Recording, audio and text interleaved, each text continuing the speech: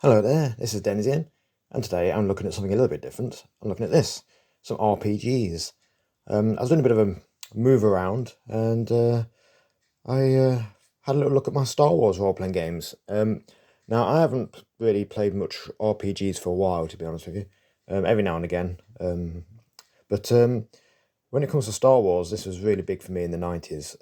So it's the West End Games version of Star Wars, and I think there were simpler times, weren't they, before the prequels came out and the sequels, obviously. And we had just the original trilogy, and West End Games did the original RPG. And this is my collection of source books, I suppose, from that time period. Very nostalgic for me. I played Star Wars a lot back in the day. I think it was an easy game to get into, the D6 system from West End Games. It was very easy and fun, really. And also, you could use your imagination a lot with Star Wars. And I think this RPG really did a good job of cementing the universe. Despite the fact we didn't have, we didn't know what the Clone Wars were yet, and we didn't know any of that. But they really leaned into obviously the original trilogy, which is what they had, and really nailed down a lot of information that is still used today. Some vehicles that popped up in the RPG. My original version was the second edition, the one with Darth Vader's head on the front. I haven't got that. I don't know where that went. And the 30th anniversary slipcase came out, didn't it, a couple of years back? So I picked that up out of nostalgia reasons. But yeah, this isn't the version I had. I had the second edition, not the first edition. But I thought, oh, it's a good chance to pick that up when that got re-released. But around the time of the special editions in the 90s, when they added all the extras, they redid the role-playing game for this version. Well, it is second edition. And it added a lot of, I guess it just streamlined the rules a little bit, made it nice and fancy. It was colour, lots of photographs from the films, of course. And I always liked the little posters and things they did in there, the sort of in-world corporate posters, wanted posters, ship design posters, that sort of thing. And I think because this came out around the time of the special editions, they started adding stuff from those. Here we go, another lovely little advert there for getting lobotomized. And I had great fun with this game. Pre-generated characters at the back. Yes, failed Jedi. It's just what everyone wants to be, isn't it? A failed Jedi. Or an Ewok. I mean, there's a team up that you need in a show. A kid, a gambler, bounty hunter, brash pilot. They're always brash, aren't they? Minor Jedi, a Mon Calamari. I look, that's all he is. It's just a Mon Calamari, not that. That's everything. That's forget his job. He's just I am a Mon Calamari. Pirate, looking a bit, I can say too much like a historical pirate, but they kind of lead into that in the Skeleton Crew, didn't they, as well? Outlaw there, looking a bit Snake Plissken with his eye patch. Arrogant noble, alien student of the Force. Protocol droid, don't know if that's going to be a fun one to be. Exotic Jedi, so someone who kind of thinks they're a Jedi, but they're not. Rookie pilot for the New Republic. And then you had other Force users, aliens that aren't actually Jedis, but use the Force in different ways for their own religion, which was interesting. Yes, Wookiee and Smuggler. Well, of course, got to have those. Young Senator, Young Jedi. And again, because it's before the prequels, we didn't really know much about the Jedis either, did we really? So it was all Jedi who were kind of falling through the cracks and are on the run. People that have learned, like Luke, I suppose, after the fall of the Jedi, don't really know what they're doing too much because they don't have a mentor like Mr. Kenobi there. Never forget Alderaan. There we go, New Republic propaganda there. So, yes, that was the main rule book that I had, but, well, still have. But I did have the one before this, like I say, the one with Vader on the front cover. So I'm a bit confused. I don't know if anybody else knows why this says second edition, because I'm pretty sure the Vader head blue book was the second edition, if this one was the first edition. Maybe I've got that confused, I don't know. But I thought I'd just have a little flick through what some of these source books are. If anybody thinks I should look at some of these in greater detail, let me know, because I wouldn't mind doing that. So you've got the Trilogy source book. There it is, a special edition. So again, with the re-release in the 90s, I remember getting the VHS tapes. But then, of course, it got re-released at cinema with all the extra doodahs. You know, let's add some CGI ships in the background and so on. So this goes into the trilogy and goes through every single character that is of note. Here's old Greedo. Get them all in there. Every single alien in the cantina. And then some of the add-ons that they put in that were just annoying, really, let's face it. So it goes through all three films. Goes through the second Death Star, stats of the Death Star if you want to take it on. All the vehicles that appeared in the movies. And the creatures. There we go. So all the special edition stuff for the original trilogy. But then we've got a few... what we've got here, we've got the Rebel Alliance source book. Everything you need to know about the Rebel Alliance. I was flicking through this the other day and I was reminded of the fact that a lot of the vehicles have popped up in modern day stuff. Now, I know that they like to use a lot of the old designs that never made it into the movies for equipment and vehicles and that sort of thing. And sometimes droids. But where are we? There's the van that you can get for Star Wars Legion. There it is. Back in the day. Although look at the size comparison chart.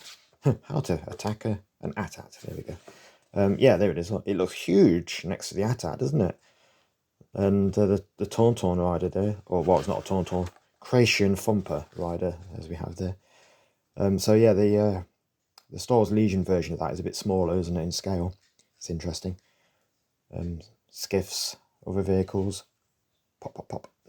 So yeah, it's good to see that those sorts of things which have been kind of cemented in lore still survive today now. So everything you want to know about the Rebel Alliance, the command structure, how Mon Mothma set it up, although I guess it's a bit out of date now with things like Andor coming out. You could add a lot more to that, couldn't you, with the history of how the Rebel Alliance started up. But as I say, simpler days. Also have, of course, the Imperial version of this, the Imperial source book, which goes into the bureaucracy of the Empire. Some of the ships as well, the interiors of ships. Super Star Destroyer there. There's a great size comparison in this one. Yeah, there it is. With all the ships, and you can see the Super Star Destroyer in the background here, and it just goes on from each page. It carries on as a silhouette from page to page to page, which I thought was funny. I do remember that they had, obviously got Death Star, but you also had torpedo spheres, which is a sort of smaller version of the Death Star, which is an interesting, I forgot about those, interesting ship design. But in here, as I say, you've got the bureaucracy of the Empire, including the Imperial Security Bureau, the ISB, which does, of course, pop up in Andor. Organisation of the Navy and the Army, you know, the ranks, that sort of thing. And again, some of the vehicles that do pop up in other things later on down the line. The troops are interesting as well, because obviously you've got stormtroopers and things. But they also had in here, yeah, a lot of sort of battalion, mobile battle groups, how it's organised, which, you know, if you're a complete and utter nerd, is quite interesting. But there were, I can't find them now, there were images of the various troops, and the army troops are something that's kind of come back. So I like the Sea Trooper. I want to see them with their flippers on. That's what I want to see. Yeah, the ranks. There we go. And the 0G Stormtrooper. I want to see him as well. Yeah, so the fleet troopers. But then you got army personnel as well as stormtroopers. So yeah, the army personnel, which kind of also pop up in things like Andor now, don't they? But then we've got source books for various Legends books, which came out. So we've got Shadows of the Empire there. It's set in between Empire Strikes Back and Return of the Jedi, which brought us Black Sun, something still around today in the canon. That detailed the novel, of course, that came out at the time. Really old novels, the Han Solo and the Corporate Sector source book. Everything you want to know about the corporate sectors. Truce at Bakura, that was the sort of what happened after Endor book, wasn't it? Where you had these sort of aliens that were a bit like raptors running around, causing mischief. The Jedi Academy, when Luke sets up his academy on Yavin, what happens there? What characters? Again, it'll have all the characters from novels. but sadly no longer canon. That includes Dark Horse Comics. There we go, Tales of the Jedi. So those old comics set thousands of years before Knights of the Old Republic video game. What a shame we never got a source book on that. That would have been good. Dark Empire, another Dark Horse comic when Luke turns slightly nasty. So yeah, it was good to get these books on the canon at the time that was coming out. But then we got various source books on different things like, do you want to be a pirate and a privateer, working for the rebellion, raiding people? All about how that works. Then we got some adventure scenarios. This one deals with Black Sun, set again in the Shadows of the Empire. Another Shadows of the Empire source book here, The Planet's Guide, all the worlds that popped up in that series. Let's just remove this off the top here because it's getting in the way. This is the miniatures rules. So the original Star Wars miniatures game. If you don't want to play Legion, that's still around. A couple of the journal books, which were, I guess, like a magazine version. They used to have lots of different scenarios in there and short stories. Quite thick little volumes, aren't they, really? So I've got a couple of those. They must have done loads of those. I wonder how many they did. Where were we? Rules of engagement. There we go. Special Forces. Rebel Special Forces. So if you want to play a sort of Star Wars SAS, there we go. Creatures of the Galaxy, sort of bestiary there. And then what we've got here, we've got Flashpoint Brack Sector, which I think is sort of a mini campaign, set of scenarios. Black Sands, that was a sort of world guide with a few mission ideas. If you want to be a smuggler. This was one of my favourite books at the time, the Death Star Technical Companion. So before the days of us having all these cutaway books with all the art inside, this was the original sort of what all the rooms look like in the Death Star, the crew mess hall.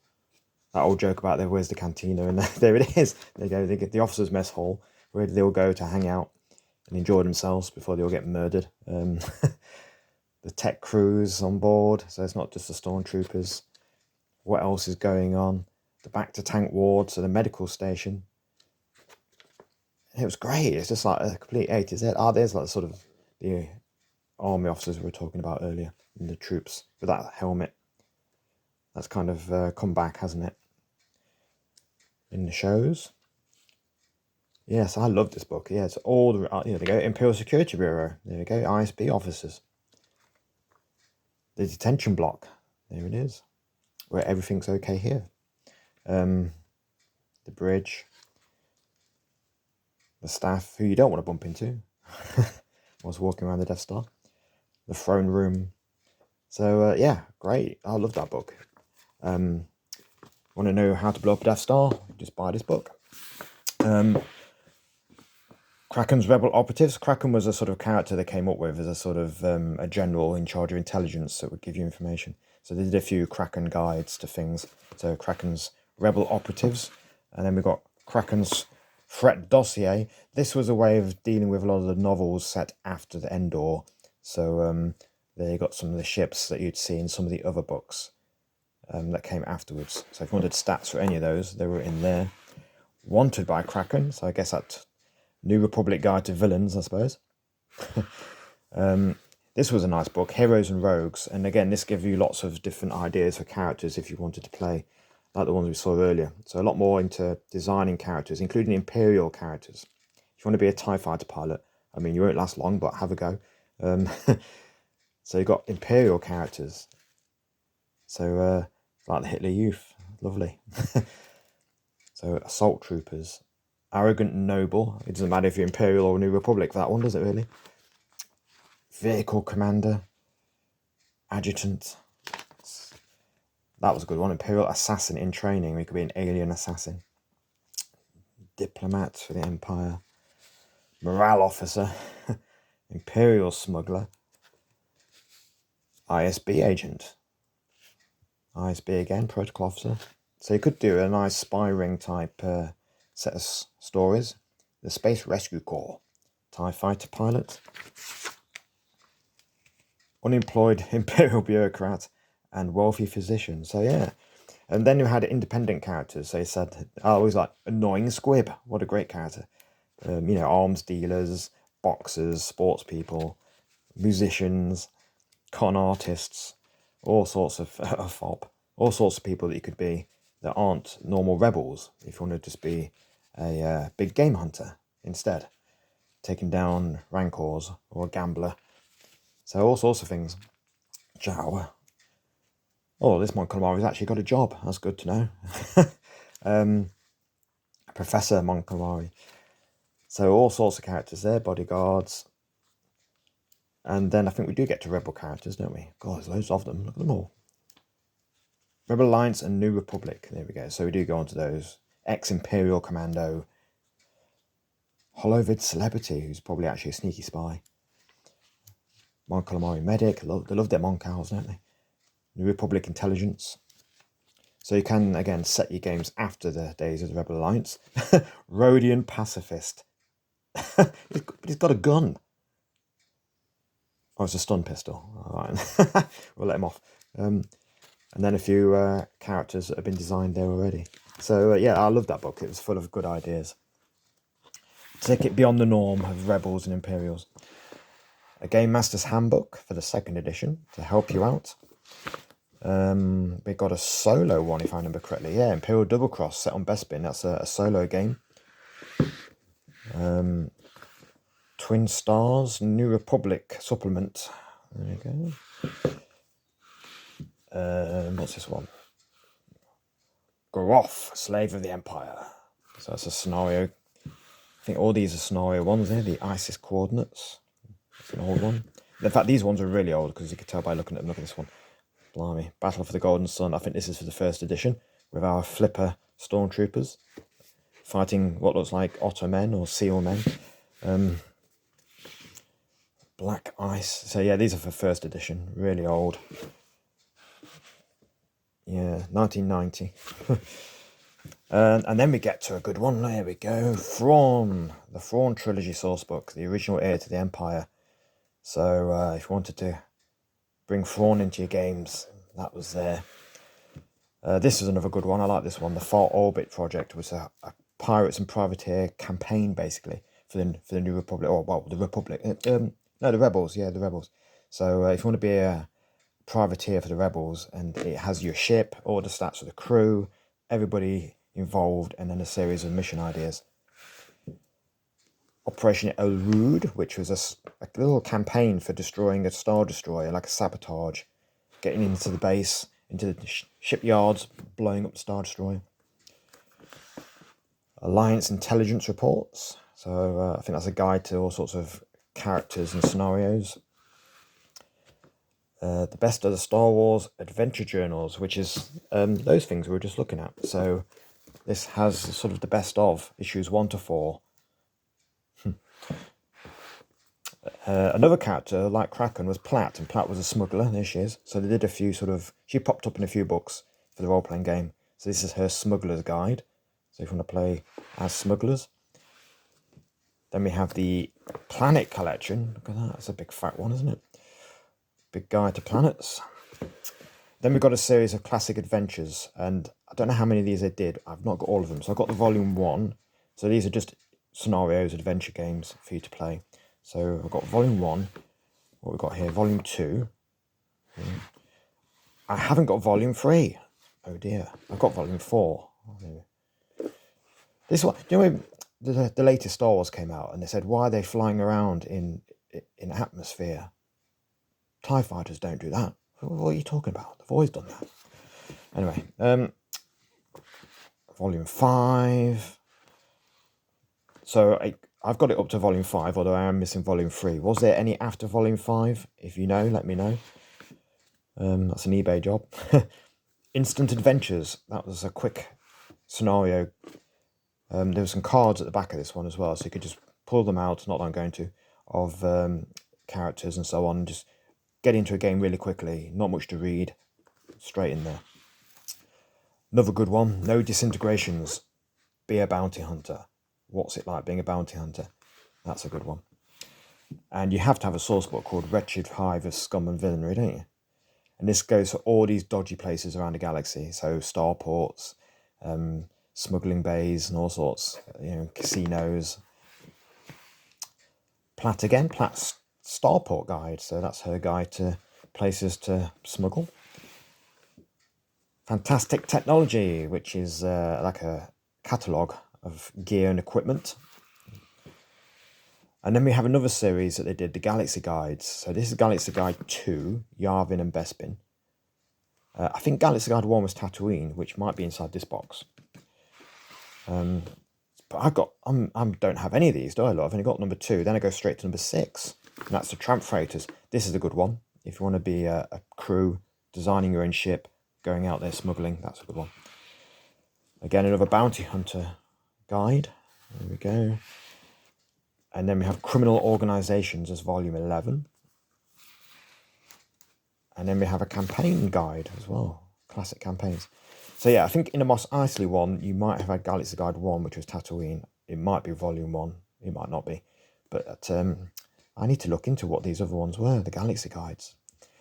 Lords of the Expanse, which was an area of space, the Tapani sector, I think it's called, where a lot of people still run around with light foils, which are sort of lightsabers but not, and lots of noble houses fighting each other. And then we had the Dark Strider campaign, which is New Republic, where you are sent in a sort of Star Trek way out into the unknown, into the depths of space by the New Republic, and a big campaign. So a big campaign, a sort of sector guide map, and Mos Eisley. Mos Eisley came with some miniatures, and I gave them all away. As wedding gifts when I got married. Everyone's table had some miniatures, and some people got the Star Wars minis from this, and I regret it because they're probably worth a lot of money. Every time I go around my brother-in-law's house, I see Chewie sitting on the windowsill, and I think, oh God, shouldn't have given him that. But and you get a map of Mos Eisley and a couple of guides, an adventure book. So nice little. Again, I think this came out a bit later, like they repackaged probably the Galaxy Guide as this. When they started to pick up steam again in the 90s, when there's more interest when the films were being re-released. So I got quite a lot. I mean, obviously it's not everything. I'm missing a lot, really. But they shows you how prolific they were, doesn't it? They did release a lot of things. And it kept me very busy. And they were just great reads. Back in the day when you didn't have the internet, these books were just goldmine. They were lovely. But anyway, I just thought I'd show you my little library of Star Wars RPGs. I don't have any of the more up-to-date RPGs, but why do I need them? I've got this. Yeah, if anyone wants me to go into a deeper dive into any of these books, let me know, and maybe I'll do that. I do have other RPGs, there's a few other 90s ones up there, the Old Vampires and Cyberpunk, the originals, Castle Falkenstein, the Teenage Mutant Ninja Turtles, Army Darkness, Judge Dredd, the Games Workshop version, Space 1889. And then more modern ones at the top there of Alien or the Free League Terminator as well. So yeah, that's my RPGs. But I'll leave you with that. A different one today. No minis involved. Books. So that's my little library book lesson. So thanks for watching. I'll see you again.